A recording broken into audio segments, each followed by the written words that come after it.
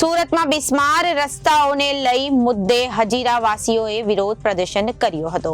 ઈચ્છાપુર 4 રસ્તા ઉપર હજીરાવાસીઓ એકઠા થઈ ગયા હતા અને વિરોધ દર્શાવવામાં આવ્યો હતો।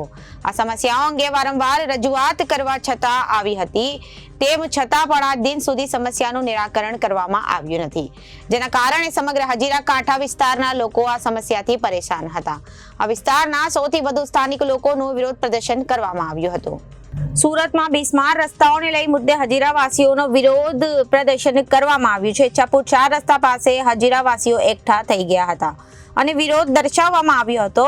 સમસ્યાઓ અંગે વારંવાર રજૂઆત કરવામાં આવતા છતાં જ આજ દિન સુધી સમસ્યાનું નિરાકરણ કરવામાં આવ્યું નથી, જેના કારણે સમગ્ર હજીરા કાંઠા વિસ્તારના લોકો આ સમસ્યાથી પરેશાન છે। આ વિસ્તારના સૌથી વધુ સ્થાનિક લોકોનું વિરોધ પ્રદર્શન કરવામાં આવ્યું હતું અને હાથમાં વિવિધ પ્રકારના પોસ્ટરો લઈ વિરોધ પ્રદર્શન દર્શાવવામાં આવ્યું હતું। ચૂંટાયેલા પ્રતિનિધિઓ દ્વારા અને સરકારી અધિકારીઓને જાગૃત કરવા માટે આ વિરોધ પ્રદર્શન દર્શાવવામાં આવ્યું હતું।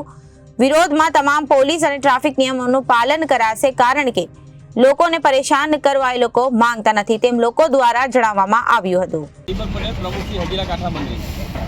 કઈ રીતનો વિરોધ છે અને શું માંગણી? સાહેબ, અમારા જે નેશનલ હાઈવે જે છે એ સુરત હજીરાથી ધુલિયાનો નેશનલ હાઈવે સરકાર દ્વારા બનાવવામાં આવે છે, પરંતુ સાહેબ અમારે દુઃખ સાથે કહેવું પડે છે કે સરકારી અધિકારી અને અમારા વહીવટી અધિકારી તેમજ રાજકીય નેતાઓની અણઆવડતના કારણે આજે સમગ્ર હજીરા વિસ્તારને આ રોડના ખાડાને બાંધમાં લીધું છે અને એના વિરોધ માટે આજે અમે હજીરા કાંઠા વિસ્તારમાં અહીંયા આગળ બેનર લઈને વિરોધ પ્રદર્શન કરી રહ્યા છીએ। સાહેબ, હજીરા વિસ્તારમાં આજે આપણે સર્કલ પર ઊભા રહ્યા છીએ, આ સર્કલ પર સુરત મહાનગરપાલિકા દ્વારા છેલ્લા 2 વર્ષથી NOC ન આપવાના કારણે આજે ઓવરબ્રિજ નથી બન્યા અને એના કારણે સમગ્ર હજીરા કાંઠા વિસ્તાર હેરાન થઈ રહ્યો છે। માંગણી શું આગળ?